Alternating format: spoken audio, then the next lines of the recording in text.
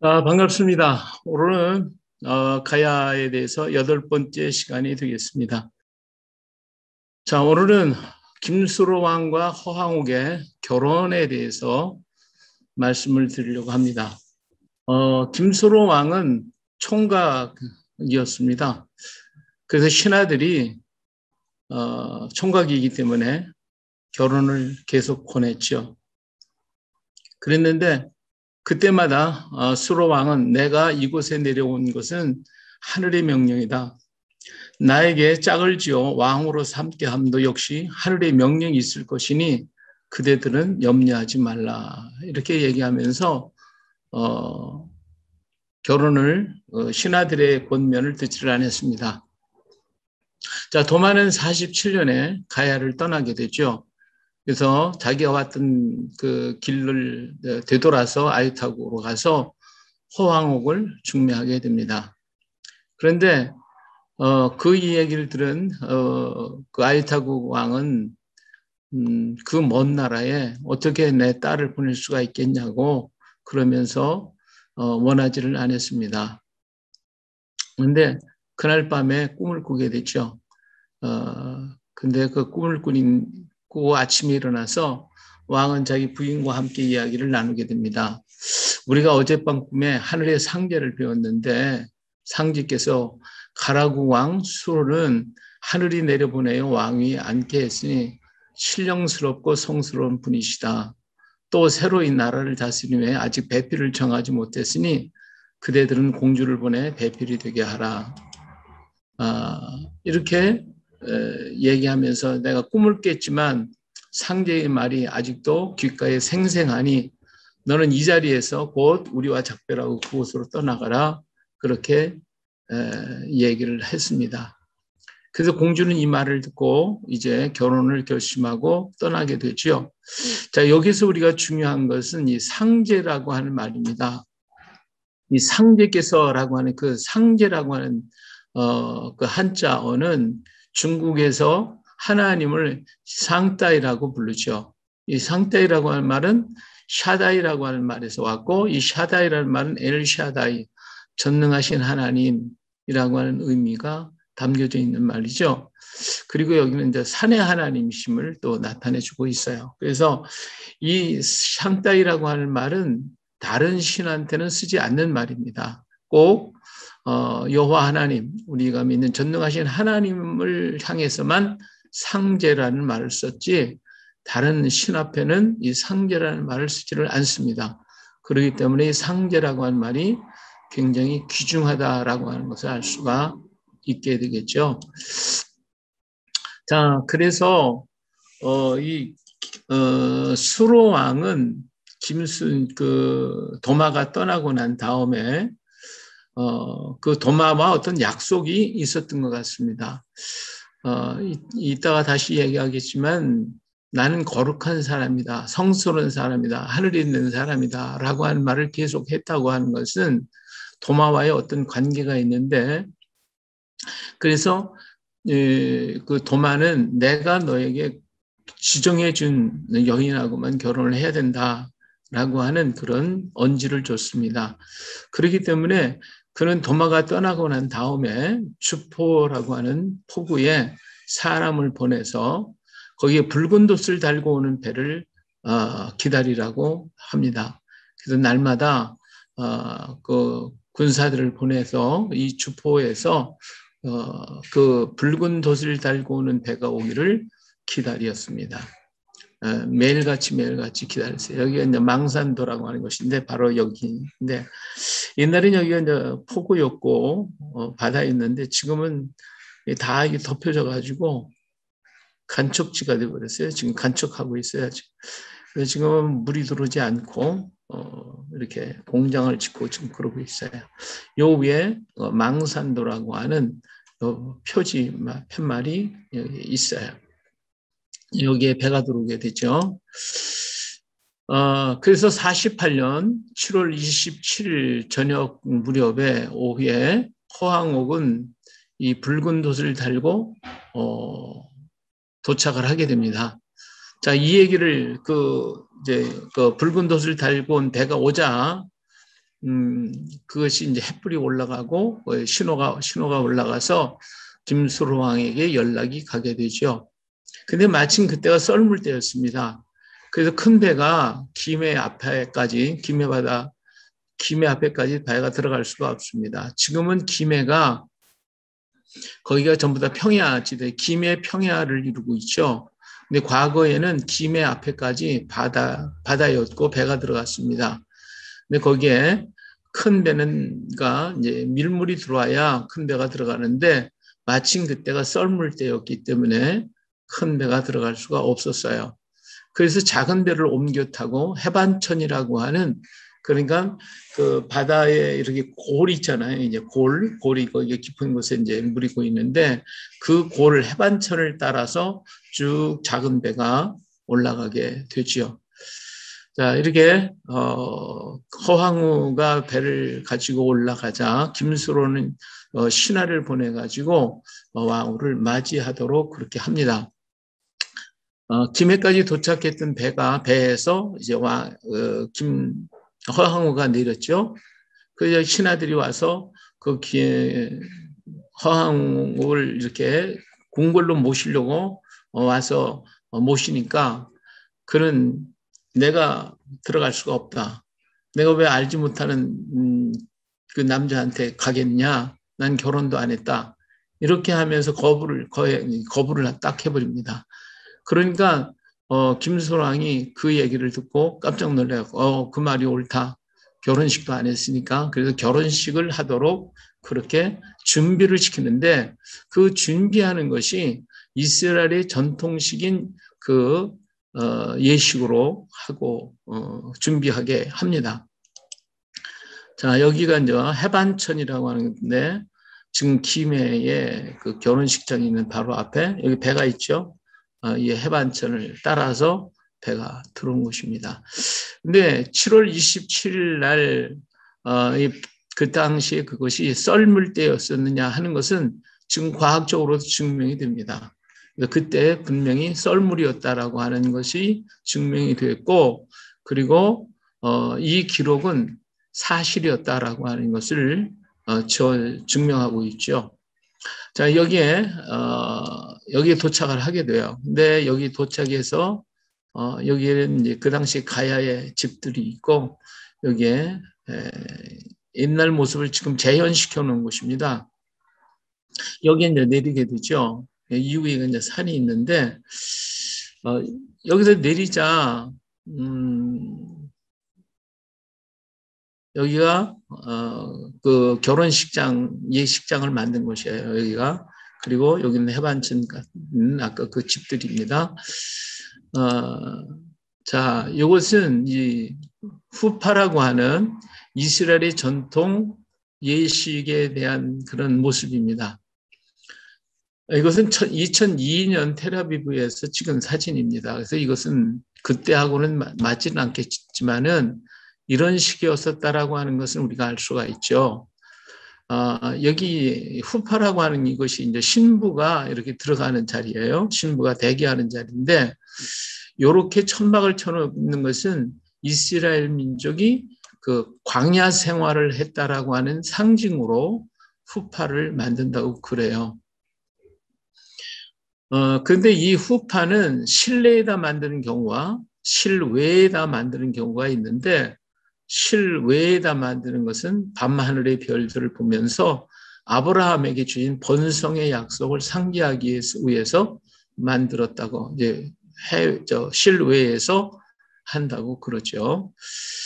지금 이스라엘에 계신 분들은 이런 식으로 지금 하고 있는지는 지금 모르겠어요. 이건 2002년도에 텔아비브에서 찍은 것이니까요.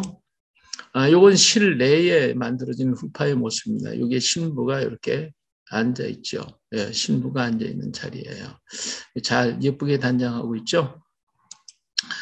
자, 그리고 이렇게 신랑을 여기에 후파에 앉아서 기다리고 있을 때에 주변의 가족과 또 친구들 여러 사람들이 모여 이렇게 있는데 이것도 2002년 저녁 9시에 텔아비브에서 찍은 사진입니다. 리브가는 이삭이 보이자 스스로 면박을 취하여 얼굴을 가렸다고 그랬는데 여기 이렇게 면박을 이렇게 씌우고 있죠. 예. 그리고 이 주변 사람들은 신랑을 기다리는 열처녀처럼 들러리 역할을 하고 있는 가족들이라고 그럽니다. 이렇게.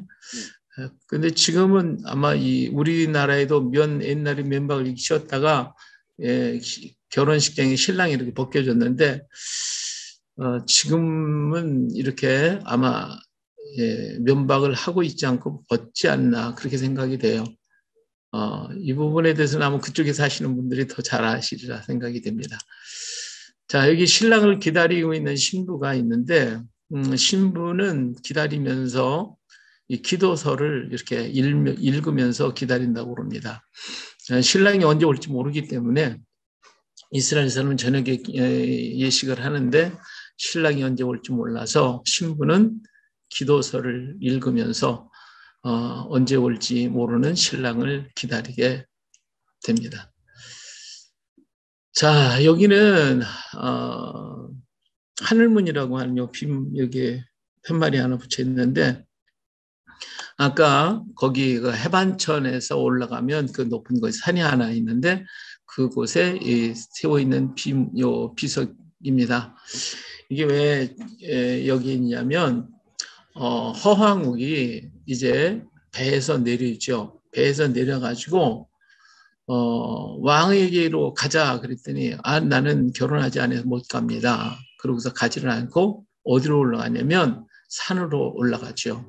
산에 올라가서 그는 자기가 입었던 비단 바지를 벗어서 앞에 놓고 그 아이타국에 있는 쪽을 향하여 패백을 드리게 됩니다. 이제 내가 결혼을 하고 여기에서 이제 살겠습니다라고 하는 의미에서 패백을 드린 곳이 바로 여기이기 때문에 이런 표시석을 이렇게 하나 세워놨어요. 예, 김수로가 히파를 준비하는 동안에 허황우 산에 올라가 자신이 입은 비단 바지를 벗어 앞에 놓고 고향 쪽을 바라보면서 부모에게 인사를 합니다. 그 삼국유사에 보면 산신에게 패박을 바쳤다 이런 식으로 기록을 하고 있는데 이 산신도 역시 아까 얘기했던 하나님을 가리키는 그런 표현이기도 합니다. 그리고 산에서 내려올 때 이제 후파가 준비됐죠. 여기 글자가 잘못된 후파인데 후파에 이제 만들어 놓은 후파에 들어가고 거기에서 김수로와 결혼을 하면서 그 야외 결혼식장에서 2일 동안을 그들은 거기에서 보내게 됩니다. 자, 여기 김수로 왕과 허황우의 영정인데 요 영정은 이쪽 지금 이 영정이 이렇게 전시되어 있지는 않아요. 요 영정은 김해 김씨 종문에서 만들어 놓은 그 족보에 나타나 있는 그러한 영정입니다. 상당히 젊은 모습으로 이렇게 그려져 있어요. 근데 지금 김해에 가면 김해 김수로 왕릉에 가면 이런 영정이 있어요. 나이가 많은 노인 김수로 왕이 여기 보여지고 있습니다. 허황욱이고 지금 이것이 표준 영정으로 김해 김수로 왕릉 그 왕릉 안에 이렇게 영정을 이렇게 놓은 그런 집에 거기에 있는 영정 사진의 모습입니다. 그래서 그날 그들은 결혼식을 마치고 그리고 그곳에서 이틀 동안을 이렇게 있게 되는데 근데 재미있는 것은 그날 밤에 허황욱하고 김수로 왕은 아주 재미있게 밤새도록 이야기를 나눕니다. 그 이야기를 기록한 것이 삼국유사 가락기에 있는 내용들이죠. 거기에 김수로는 이런 얘기를 하죠. 이제 그 허황옥이는 나는 16살 먹었고, 아까 얘기했던 아버님께서 지난 5월 달에 이런 꿈을 꿨습니다. 그래서 내가 여기를 오게 됐습니다. 라고 하는 얘기를 하는데, 그런 얘기를 할 때에 김수로왕은 나는 태어나서부터 신성하고 거룩한 몸이기 때문에 이렇게 신하들이 자꾸 얘기를 해도 나는 결혼하지 않고 이 공주가 올 줄을 내가 알고 기다리고 있었습니다. 이런 얘기를 해요. 여기 보니까 나는 태어나서부터 신성하여 공주가 멀리서 올 것을 미리 이미 알았으므로 신하들이 왕비를 맞으라는 청을 따르지 않았어. 이제 현숙한 공주께서 이렇게 스스로 오셨으니 이 사람에게는 참으로 다행입니다. 이런 얘기를 해요. 자, 여기서 보니까 왕이 대답해서 말하자는 것이죠. 나는 짐은 태어날 때부터 거룩했다. 이렇게 얘기를 하고 있죠. 이 거룩하다라고 하는 의미가 과연 뭘까라고 하는 것이죠. 이 거룩하다고 하는 것은 성령을 받음으로써 그가 거듭났기 때문에 거룩하다라고 하는 말도 할 수 있겠고요. 거듭난 사람이다. 그런가 하면 선민이라고 하는 것도 거기에 포함되어 있으면, 다시 말하면 나는 이스라엘의 선민이다. 다시 도마가 왜 결혼하지 말라고 했겠어요? 너는 선민이야. 그렇기 때문에 내가 정해준 선민과 결혼을 해야 돼. 이렇게 해가지고 허황을 이렇게 결혼하도록 만들어준 그런 의식이 바로 이 거룩하다라고 하는 말 속에 담겨 있는 것이 아닐까, 그렇게 볼 수가 있어요. 그렇지 않으면은 이런 말을 쓸 수가 없겠죠. 나는 선민이다라고 하는 선민 의식이 굉장히 강렬하게 가지고 있었다라고 하는 것입니다. 예. 자, 그런데 여기서 우리가 한 가지 짚고 넘어갈 것이 있다면, 밤새도록 그들은 둘이서 재미있게 얘기를 했어요. 이틀 전에 오늘. 그러면 무엇으로 대화를 했겠어요? 어떤 말로? 인도에서 온 허황과 또 지금 김수로하고 대화가 통했다는 얘기 아니겠어요? 이야기가 어떻게 통했을까? 뭐 글을 써서 했겠습니까? 이들은 같은 히브리 사람들이었기 때문에 아마 히브리어로다가 이 얘기를 나누지 않았을까, 이런 생각을 하게 되는데, 경상도 사투리 속에서 우리 그 염동욱 목사님이 얘기하시는 대로 우리의 그 경상도 사투리 속에는 히브리어가 굉장히 많이 담겨져 있거든요. 그렇기 때문에 아마 히브리어로다가 얘기를 하지 않았을까, 이런 추측을 해봅니다. 자, 이 시간에는 우리 장유화상에 대한 얘기를 한번 하겠습니다. 불교계에서 장유화상을 들어가지고 이 가야국은 불교국이고, 이 장유화상이라는 사람이 허황옥을 결혼시켰다, 이런 얘기를 계속하고 있습니다. 이 장유화상이 남방불교를 가지고 와서 그렇기 때문에 가야국은 불교국이다라고 하는 말을 계속하고 있는데, 여기에 대해서 누구도 반박을 하지 않고 있어요. 근데 이 장유화상에 대해서 우리가 잘 알고 있으면 이들이 말하고 있는 게 얼마나 허구적인가 하는 것을 알 수가 있게 되겠죠. 자, 이 장유화상이라고 하는 사람 이름은 허보옥이라고 얘기를 해서 허씨라네요. 허씨. 예. 1915년에 허식이라고 하는 사람이 지은 가락국사 장유화상 기적비가 있어요. 비석이 있어요. 그 비석에 장유화상에 대한 기록이 있습니다. 자, 그 기록을 보니까 수로왕 건국 7년에 보주태후 허씨 아유타국 공주가 부모의 분부를 받고 가야로 건너와서 수로왕의 배필이 되었는데, 그때 잉신 등 수십 명의 일행을 가무하니가 같이 데리고 온 사람이 화상이니 태후의 오빠다, 이렇게 기록하고 있죠. 근데 어떤 문헌에 보면 또 동생이었다라고 말도 해놓고 있기 때문에 오빠가 됐다 동생이 됐다 막 그래요. 부귀를 뜬구름같이 보고 티끌 세상을 초연하여 불모산으로 들어가 장유, 그러니까 오랫동안 숨어 있었다가 나오지 않았으므로 세상 사람들이 장유화상이라 이렇게 칭하고 있습니다. 이것은 은하사 치운루 중숙이라고 하는 곳에 기록이 되어 있는 내용이기도 합니다.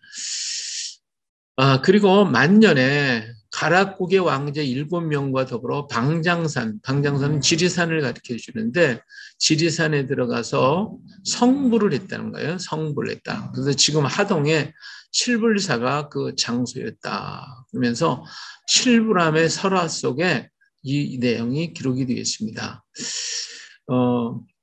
그런데 여기 밑에다 제가 써놨습니다만 섬진강에서 도마가 배를 타고 7왕자와 함께 떠난 것이 아니니까 성불을 했다. 그 사라졌다는 거예요. 우리로 얘기하면 휴거를 했다 했지. 뭐 하늘 올라갔다는 거죠. 그래서 없어요. 이 7명의 아들들이 어디로 갔는지 사라졌어요. 그래서 성불했다고 그러는데 제가 생각하기에는 도마가 이 섬진강을 타고 쭉 올라와서 배를 타고 인도로 갈 때 7왕자 데리고 떠났을 것 같다. 그렇게 지금 보고 있습니다. 뒤에서 더 자세하게 말씀을 드리도록 할게요. 자, 이것이 이제 장유화상이 이제 비예요. 장유화상의 비. 그리고 이게 사리함이라고 얘기를 하고 있어요. 근데 이 장유사 대웅전 뒤편에 이것이 있습니다. 그래서 지금 경남문화재 자료 제 31호로 보관되고 있습니다. 그리고 여기에 장유화상의 영정이 있는데 그 영정을 월시국내 가락북사 장유대화상이라 월시국에서 온 그 가락국사 장유화상 대화상이다 이런 얘기를 했는데 이 월시국은 이따가 다음에 일본으로 건너간 우리 기독교인에 대해서 얘기할 때 잠깐 나오는 내용입니다. 월시국이라고 하는 나라가 중앙아시아 쪽에 있었어요. 거기서부터 왔다라고 하는 얘기를 이렇게 하고 있어요. 자, 이게 장유화상의 모습입니다. 장유사에 있는 그러한 모습이죠. 근데 이 장유화상에 대해서 여러 견해들을 하고 있는데 그 가야사에 대해서 굉장히 많은 연구를 하고 있는 인제대학교에 이영식 교수가 계십니다. 이건 김해 뉴스에 이 장유화상에 대해서 연재했는데 신김해 지리지라고 하는 제목으로 연재를 했어요. 1454년 세종실록 지리지에 따르면 불모산도 처음에는 부처와는 무관한 부울무산이다. 이 불모산에 대해서 있었다고 그랬는데 이 불모산은 부처님이 있었던 부처님의 산이라는 뜻인데 그게 아니라 원래는 부울무산이다 하는 거죠. 불모산이 처음으로 등장한 것은 1469년 경상도 속찬 지리지에서부터 시작이 됐다라고 하는 것입니다. 그러니까 원래 불모산이 아니었는데 부울모산이었는데 이것을 불모산으로 이름을 바꿨다. 1469년에 바꿨다라고 하는 것이니까 지금까지 말했던 불모산이 잘못됐음을 알 수가 있겠죠. 그리고 1454년에서 69년 사이에 대청리에 장유사가 세워지면서 생긴 절의 내력 속에 부울무가 불모로 되었고 올해 나오지 않았다는 얘기도 장유화상의 글자 뜻과 계곡이 어울려 만들어진 전설이다. 이렇게 분명하게 밝혀지고 있습니다. 이게 장유화상이라고 하는 말이 오랫동안 나오지 않았다고 해서 장유했잖아요. 그래서 그 장유사라고 하는 것도 역시 그런 의미에서 만들었고 그 주변의 모든 이름도 불모산이란 이런 것도 그 장유화상이라고 하는 그 의미 속에서 그렇게 만들어 놓은 것이다. 그런 얘기가 내려오고 있다라고 전하고 있어요. 그리고 사리탑을 지키고 있는 17m의 전나무, 이 전나무도 약 200세 정도밖에 되지 않는, 그리고 이 사연을 적은 비석도 1915년 5월에 건집이 됐다고 그러는 것입니다. 그러니까 이 장유화상의 내용은 잘못됐다는 것이죠. 어떻게 1915년에 만들어졌고, 그리고 장유화상에 대한 얘기가 1454년에 이때 만들어진 건데, 그것이 어떻게 허황하고 얘기가 맞겠습니까? 그리고 이런 스님이 쓴 삼국유사 가락국기에도 장유화상에 관련된 내용은 하나도 없고 이름도 나오지 않습니다. 그리고 장유화상이 창건했다라고 한 사철 중에 가장 유명한 절이 신어산에 있는 은하사라고 하는데, 이 은하사 대웅전에 보면, 대웅전 가서 보면 경남도 유형문화재 제238호예요. 그 중근 상량문에 1801년에 그 상량을 했는데, 거기에 보면 수로왕의 창사설화는 나와 있어요. 그런데 여기에도 장유화상에 관련된 기록은 보이지 않습니다. 예, 만일에 그때 그렇게 했다면 이 중요한 장유화상에 대한 얘기가 왜 그때 안 나왔겠어요? 근데 거기에도 나오지 않았다. 그리고 장유화상이 남방불교를 가지고 왔다고 그러는데, 북방에서 온 불교와 남방에서 온 불교의 차이가 있어요. 남방불교의 특징은 대중의 포교와 구제를 목표로 하고 있는 북방의 대승불교와 달리 개인의 수행하면 정진하고 절이나 탑 등을 남기지 않습니다. 그러니까 남방불교의 특징은 개인적인 거예요. 개인이 수련하고 수행하는 것으로 끝나는 거지, 뭐 절을 만든다거나 탑을 만든다거나 하는 그런 일은 하지 않습니다. 그게 남방불교의 특징이에요. 그렇기 때문에 남방불교의 장유화상이 그렇게 많은 절을 건립하고 뭐 사리도 남겼다, 이런 것은 말이 안 맞죠. 그래서 남방불교와 북방불교는 탑도 세우고 절도 세우고 대중을 이렇게 그렇게 구제하는 그런 일을 했지만, 남방불교는 그게 없어요. 그래서 개인 수양, 개인적인 그런 것이다. 그러니까 장유화상이 남방불교를 가져왔다고 그러는데, 어떻게 그렇게 많은 절을 짓고 뭐 탑을 만들고 그랬다라고 하느냐? 때문에 이것은 잘못된 것이다 라고 하는 것을 밝혀주고 있습니다. 자, 이야기 가야사를 쓴 역사학자 이희근 씨는 이런 얘기를 했어요. 허황의 설화는 불교적으로 윤색된 이후에 산물이며, 장유화상에 대한 자료도 기껏해야 조선 후기나 구한 말의 기록이라고 지적한다. 장유화상은 고려 말이나 조선 전기 기록에서도 확인할 수 없다. 그의 이름은 1708년 명월사 승려 증원이 찬출한 명월사 사적비에 처음으로 이름이 나온다. 이렇게 얘기를 하고 있습니다. 인제대 이영식 역사학자 교수는 합천박물관 조원영 관장 등 가야사 전공자들은 장유화상이 조선 후기 민중들과 사찰에 의해서 만들어진 인물일 가능성이 있다라고 보고 있습니다.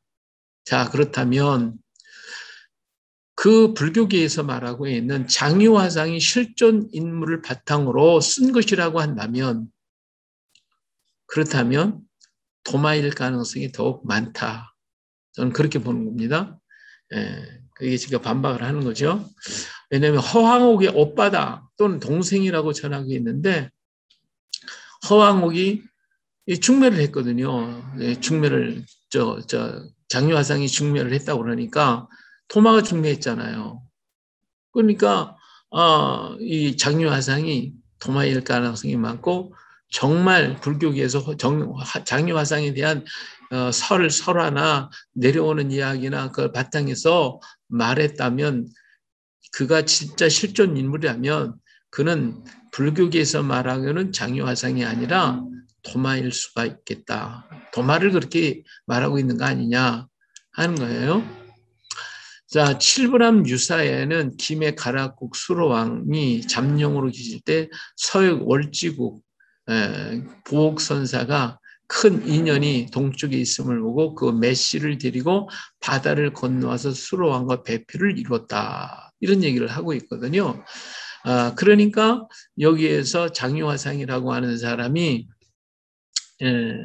그 여동생을 데리고 수로왕의 배필로 삼기 위해서 들어왔다는 이 보옥선사가 바로 장유화상을 얘기하는 거예요. 이 월주국에서 왔다 이런 얘기를 하고 있죠. 그렇기 때문에 중매를 했다 그렇다고 하면 이 사람은 다른 사람이 아니라 도마였을 것이다 하는 것이고요. 두 번째, 그 장유화상은 굉장히 검소한 삶을 살았다는 거예요. 근데 도마도 역시 먹는 것, 입는 것이 늘 검소해가지고 늘 기도하는 사람이었어요. 그러니까 그들이 말하는 장유화상은 도마의 모습을 그대로 담고 있다 하는 거죠. 또 장유라고 하는 말은 오래도록 보이지 않았다는 의미가 되죠. 그래서 한동안 보이지 않으니 갑자기 나타나는 거예요. 그러니까 인도로 도마가 돌아갔잖아요. 돌아갔다가 제2차 인도에 도마가 전도로 왔을 때에 아마 다시 도마가 오지 않았을까 하는 그런 추측을 해보는데 장유화상을 보면 그래요. 오랫동안 안 보였다는 거예요. 그들이 갑자기 나타났어요. 그리고는 수로왕의 7 아들을 데리고 성불을 했다 이렇게 말하거든요.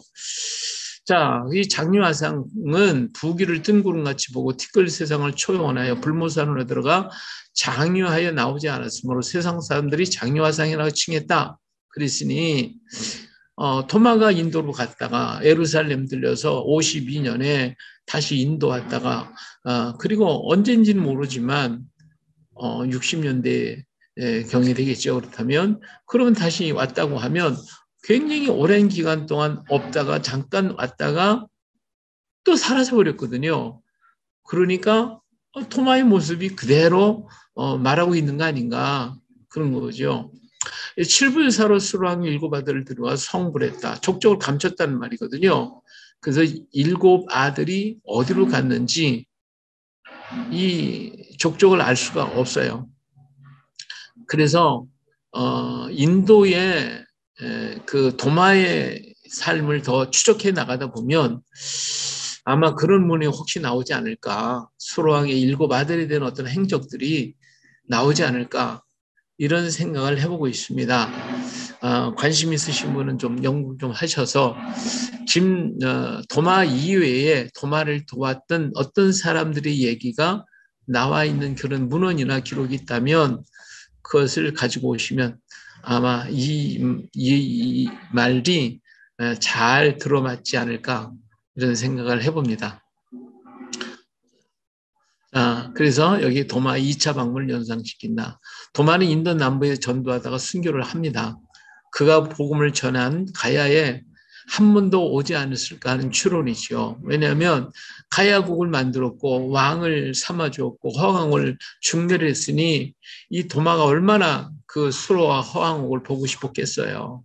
그렇기 때문에 그는 다시 한번 왔다가 그리고 수로왕의 아들들을 이 말씀으로 가르치고 그리고 그는 다시 인도로 돌아가지 않았을까 그런 생각을 해봅니다. 이 도마는 청밀한 삶과 기도 그리고 말씀을 가르쳤기 때문에 이렇게 생각을 해보는 것입니다. 이건 뭐 기록에 있는 건 아닙니다. 제가 그렇게 추측해 보고 있는 건데 하여튼 인도 쪽에 잘 아시는 분이 있다면 이런 기록을 한번 찾아보시기를 바랍니다. 자, 가락국기의 내용을 한번 또 우리가 보겠어요. 이 가락국기 속에 보면 여기에 그 허황우기하고 같이 왔던 사람들에 대한 이야기가 나오는데 여기에 이밖에 시종한 잉신 2 사람의 이름은 신보, 조광이고 그들의 아내의 두 사람이 이룬 모정, 모량이라고 했으며 데리고 온 노비까지 합해서 20여 명인데 가지고 온 금능사, 금수능나와 의상 필단 이로 기록할 수 없을 만큼 많다. 왕과 점점 왕이 계신 곳에 가까워오니 왕은 나아가 맞아서 함께 장막 궁전으로 들어왔다. 잉신 이하 여러 사람들은 뜰 아래서 뵙고 즉시 물러갔다. 왕은 유사에게 명하여 잉신 내배들을 안내하게 하고 말했다. 자, 여기에서 우리는 그 허황오기하고 같이 왔던 사람들에 대한 얘기를 전부 그 이름들까지 얘기하고 있고 심지어 여자들의 이름까지, 부인들의 이름까지도 기록하고 있어요.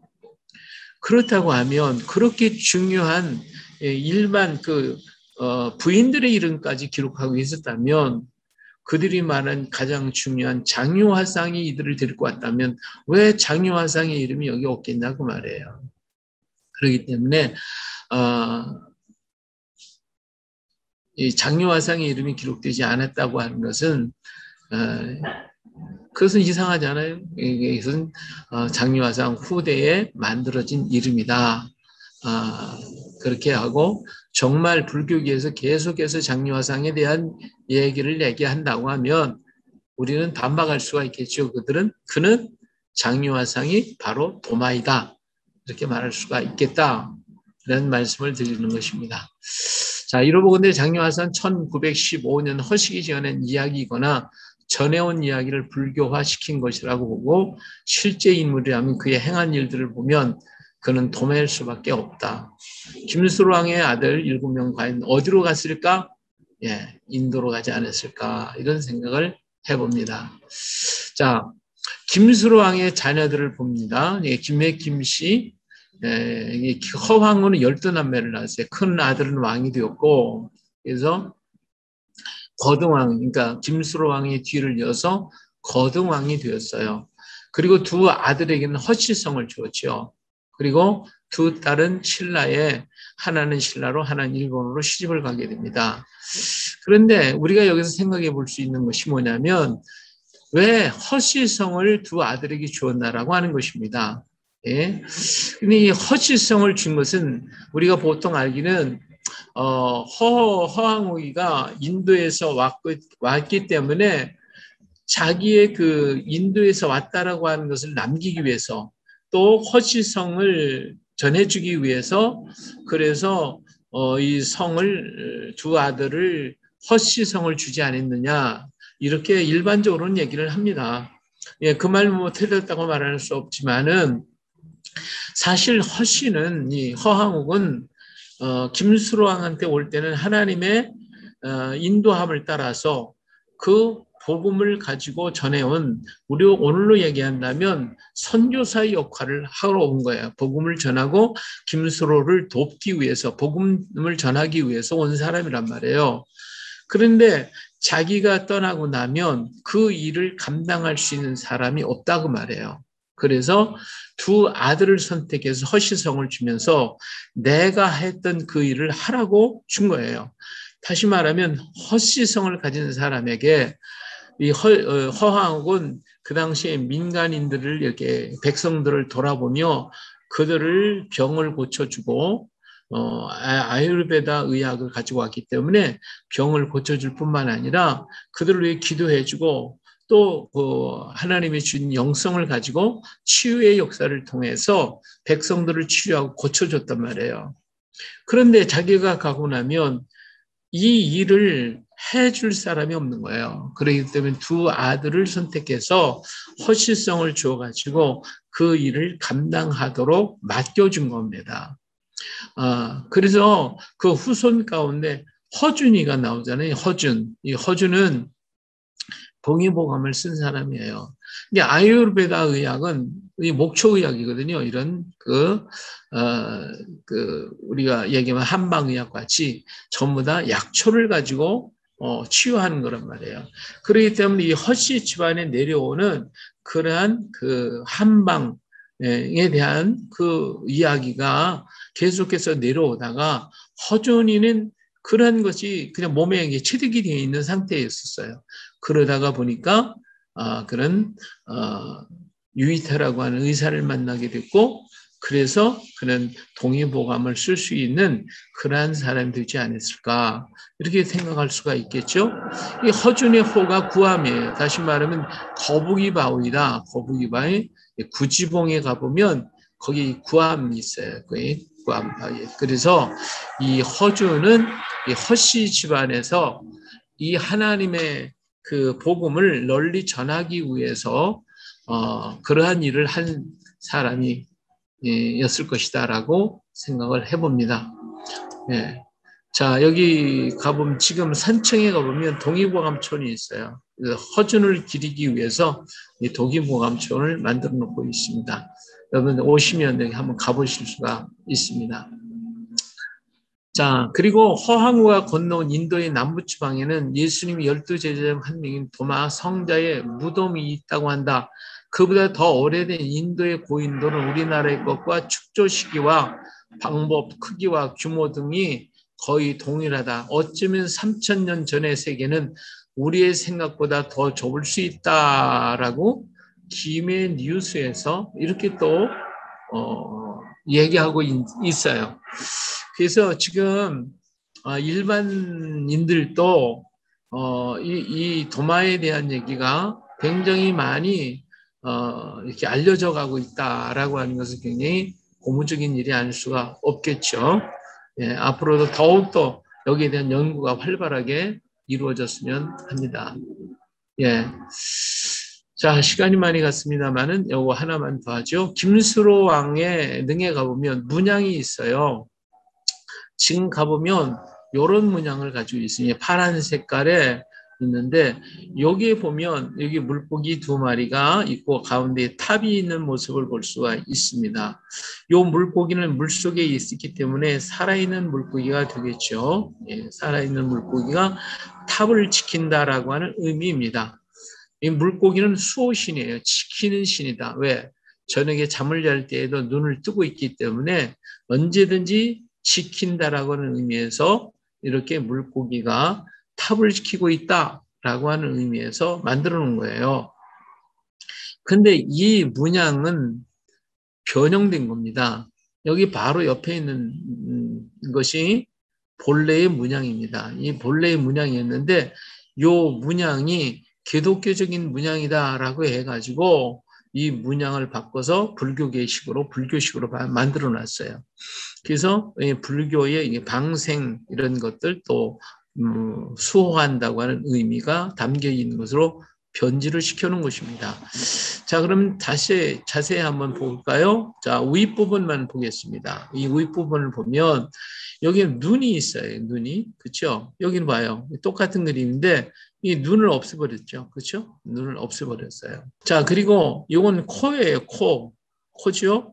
여기는 코를 갖다가 이상하게 만들어 놨어요. 근데 코가 없어졌어요. 자, 그렇기 때문에 이 상은 얼굴상이란 말이에요. 얼굴상. 근데 이 얼굴을 완전히 없애버렸단 말이에요. 없애버렸어요. 자, 그리고 그 다음을 보면 여기는 물고기 2마리가 여기 뭐예요? 이렇게 3개의 떡과 2개의 떡이 있고 요 위에 컵이 얹어 있는 그런 모습을 하고 있습니다. 그렇기 때문에 오병이어의 그림이에요. 오병이어의 그림. 근데 여기에는 봐요. 이게 떡을 갖다 없애버렸죠. 없애버리고 이렇게 물고기만 이렇게 만들어서 지킨다라고 하는 의미로 만든 불교식입니다. 자, 이 바탕은 이 붉은 점들이 이렇게 있는데 이 붉은 점은 예수님의 보혈을 상징하기도 하고 오순절 성령의 불을 상징하기도 합니다. 그래서 이러한 것을 통해서 여기는 또 여기 이 모양은 입이에요. 아까 코가 있었고 요 밑에는 입이 있으니까 이 떡을 먹는다라고 하는 의미가 담겨져 있죠. 그래서 오병이어의 그림이면서 바로 이렇게 떡과 고기를 먹는다. 근데 성령의 오순절에 성령의 불이 임한다라고 하는 의미로 여기에 담겨져 있는 그림입니다.